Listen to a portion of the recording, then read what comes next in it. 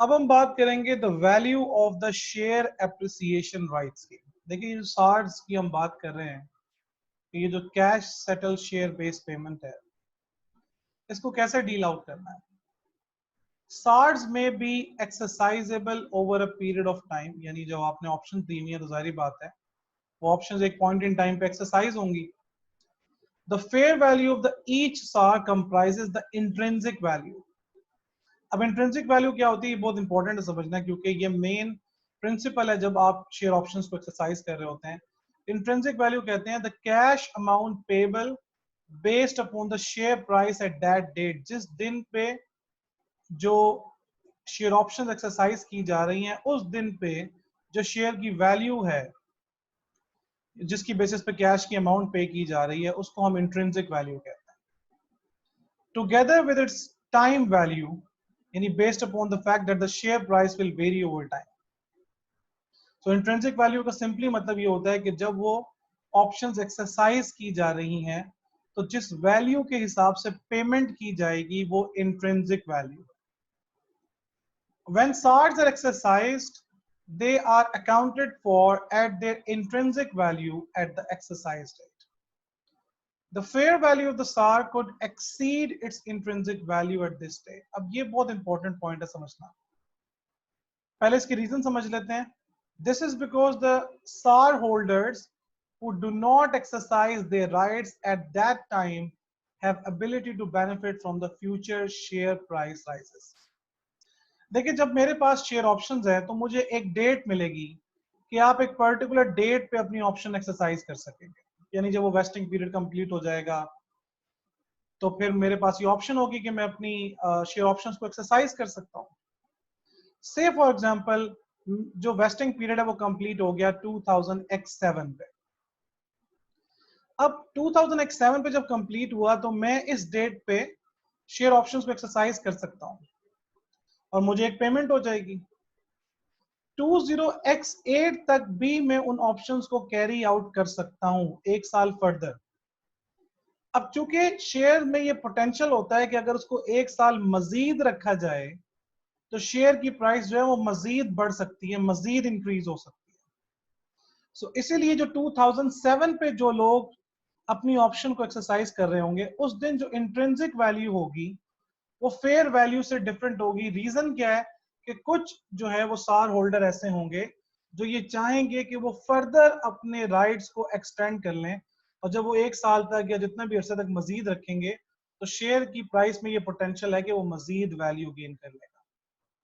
लेकिन एक पॉइंट ऐसा आएगा, फॉर एग्जांपल ये 2008 लास्ट डेट है, इससे फर्दर आप अपनी ऑप्शंस को एक्सटेंड नहीं कर सकते, तो इस दिन 2008 पर इंट्रिंसिक वैल्यू और फेयर वैल्यू सेम होगी, क्योंकि अब शेयर के अंदर मजीद पोटेंशियल नहीं है कि उसको फर्दर कैरी किया जा सके। एग्जांपल पढ़ते हैं। ऑन 1st January 2004, बहुत इंपॉर्टेंट एग्जांपल है। Growler granted 200 share options, share appreciation rights to each of its 500 employees on the condition that they continue to work for the entity for the 2 years. यानी vesting period कितना है, 2 years. At 1st January 2004, the entity expects that 25 of those employees will leave each year. Start पे उन्होंने सोचा, अब ये तो एक उनका जो है वो रफ आइडिया था। Now we got the actual results. During 2004, 20 employees leave Growler. The entity expects that the same number will leave in the second year. So that means पहले साल की कैलकुलेशन किस तरह होगी? They are having 500 employees, 20 left in the first year, and further 20 are expected to leave in the second year. ये आ गया estimated number of employees multiply by share appreciation rights जो कि 200 हैं, multiply by the fair value at each reporting date, because SARS में हम cash settle में हम each reporting date की वैल्यू लेते हैं, so that is $5, and then you multiply it with the time fraction, so which is 1/2. In the second year, which is 2005, 24 employees leave. So अब 500 total employees थे, पहले साल 20 छोड़ गए, दूसरे साल 24 छोड़ गए। अब फर्दर तो कोई डाटा है नहीं हमारे पास क्योंकि 2 साल मुकम्मल हो गए। multiply by 200, which are the options given to each employee, multiply by the fair value at each reporting date, that is $7 into 2/2.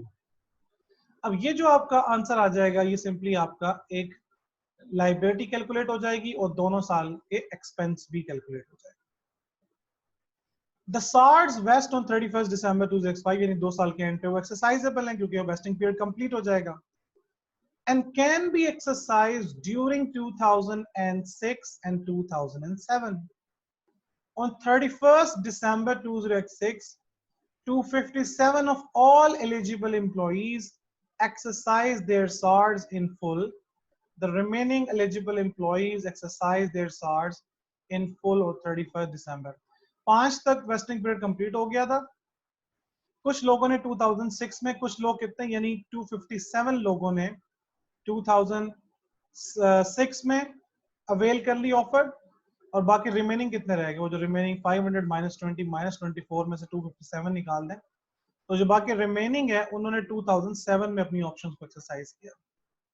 इसीलिए आप देखें कि 2006 के अंदर जो इंट्रिंसिक वैल्यू है, यानी जिसके अकॉर्डिंगली पेमेंट होती है, वो डिफरेंट है फेयर वैल्यू से. रीजन कि कुछ लोगों के पास ये ऑप्शन है कि वो फर्दर 1 साल तक अपने शेयर्स को कैरी कर सकते हैं. इसलिए आप देखो अगले साल के अंदर फेयर वैल्यू $10 है, बढ़ गई, लेकिन अब इंट्रिंसिक वैल्यू और फेयर वैल्यू सेम होगी क्योंकि अब उनके पास मजीद ऑप्शंस को एक्सटेंड करने का, सार्स को एक्सटेंड करने का टाइम नहीं है, अपॉर्चुनिटी नहीं है. Calculate the amount to be recognized as a remuneration expense in the statement of profit or loss, together with the liability to be recognized in the statement of financial position for each of the 2 years to the vesting date. Calculate the amount to be recognized as a remuneration expense and reported as a liability in the financial statements. तो मैंने calculation तो आपके सामने कर दी है. ये पहले जो ये वाली जो कैलकुलेशन है, इसकी आप फिगर देखें तो जो क्लोजिंग लाइबिलिटी आपके पास आ रही है वो आ रही है 6,38,400. पहले साल का एक्सपेंस है 2,30,000, दूसरे साल का एक्सपेंस है 4,08,400. ये वही कैलकुलेशन है जो हमने 2 सालों की की है. अब opening balance of the liability कितना है, 6,38,400. अब इसमें से पेमेंट कितने लोग ले रहे हैं, 257 लोग पेमेंट ले रहे हैं. 257 लोग हैं, multiply by options, multiply by intrinsic value. 2006 में इंट्रिंसिक वैल्यू है $7. ठीक है. क्लोजिंग लाइबिलिटी कितनी आ गई, 199 लोग बच गए, 200 ऑप्शन, और फेयर वैल्यू कितनी है, फेयर वैल्यू है उस दिन $8. तो ये जो बैलेंसिंग फिगर आ रही है ये प्रॉफिट और लॉस में रिकॉर्ड हो जाएगी. अब अगले साल का ओपनिंग बैलेंस 3,18,400, क्लोजिंग लाइबिलिटी नील है क्योंकि फर्दर एक्सटेंड नहीं किया जा सकता. पेमेंट हो रही है $10 के हिसाब से, तो ये जो बाकी फिगर है, जो बैलेंसिंग फिगर है, ये प्रॉफिट और लॉस में फर्दर एक्सपेंस के तौर पे रिकॉर्ड हो जाएगा. So this is how you are going to record the exercise of SARs के इंट्रिंसिक वैल्यू, और फिर जो बैलेंसिंग फिगर्स है वो एक्सपेंस आउट हो रही है. अब आसान सा कॉन्सेप्ट है, replacing an equity settle scheme with cash settle scheme. देखिए मैं अगर आपको यहाँ पे इक्विटी सेटल की एंट्री लिखी हूं तो वो क्या है, डेबिट प्रॉफिट और loss and credit other components of equity. अगर मैं कैश सेटल की एंट्री लिखूं तो क्या है, डेबिट प्रॉफिट और loss and credit share based payment obligation. अगर आप दोनों केसेस में देखो तो चाहे इक्विटी सेटल्ड हो या cash settle, debit entry same है कि दोनों में एक्सपेंस रिकॉर्ड हो रहा है. हाँ, क्रेडिट एंट्री डिफरेंट है, एक में इक्विटी रिकॉर्ड हो रहा है और दूसरे में ऑब्लिगेशन रिकॉर्ड हो रहा है, क्योंकि एक में आपने ऑप्शंस दी हुई है, शेयर इश्यूड ऑप्शंस, और एक में कैश पे करना है कंपनी को, that is why obligation recorded है. अब अगर इक्विटी सेटल को कन्वर्ट करना हो कैश सेटल में तो क्या करेंगे, अदर कंपोनेंट्स ऑफ इक्विटी को डी रिकॉग्नाइज कर देंगे, ऑब्लिगेशन को क्रेडिट कर देंगे, और अगर ऑब्लिगेशन और अदर कंपोनेंट्स ऑफ इक्विटी में कोई डिफरेंस है, फॉर एग्जांपल इक्विटी ज्यादा थी लायबिलिटी कम है, या लायबिलिटी ज्यादा थी इक्विटी कम है, तो बैलेंसिंग फिगर वो डेबिट या क्रेडिट प्रॉफिट और लॉस हो जाएगा. इसी तरीके से अगर मैं शेयर बेस्ड पेमेंट ऑब्लिगेशन यानी कैश सेटल को इक्विटी सेटल बनाना चाहूं तो ऑब्लिगेशन को कर दो डी रिकग्नाइज, ऑब्लिगेशन हो जाएगी डी रिकग्नाइज और इक्विटी रिकॉर्ड हो जाएगी और वही डेबिट या क्रेडिट जो है वो बैलेंसिंग फिगर प्रॉफिट और लॉस में चली जाएगी कि अगर इन दोनों में से इन दोनों में फिगर्स का कोई डिफरेंस हुआ। इस तरह हम दोनों स्कीम्स को रिप्लेस कर सकते हैं। अब मैंने आपको कहा था कि 3 टाइप्स की जो है वो शेयर बेस्ड पेमेंट होती है।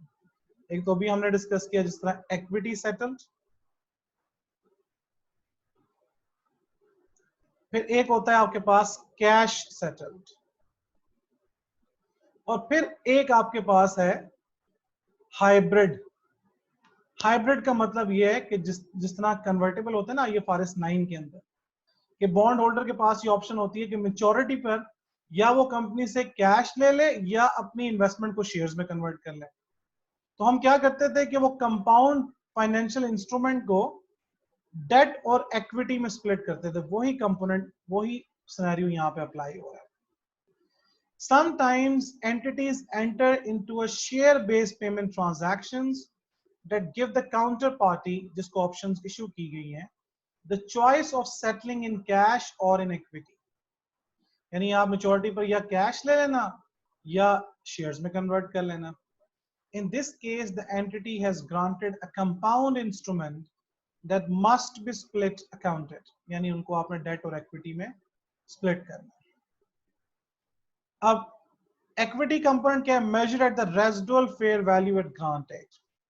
Fair value of the shares alternative at grant date, fair value cash alternative at grant date और equity component आ गया।